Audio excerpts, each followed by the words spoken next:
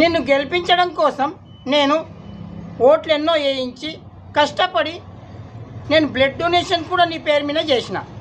కానీ నువ్వేం చేసినావు? నాకు జాబ్ ఇస్తానన్నావు కానీ జాబ్ ఇవ్వలేదు, తొక్క ఇవ్వలేదు.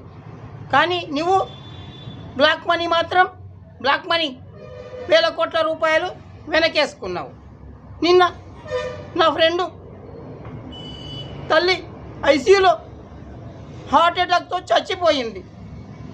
2 లక్షల డబ్బులు ఆపరేషన్కు కావాలని డాక్టర్ చెప్తే వాడి దగ్గర డబ్బు లేదు.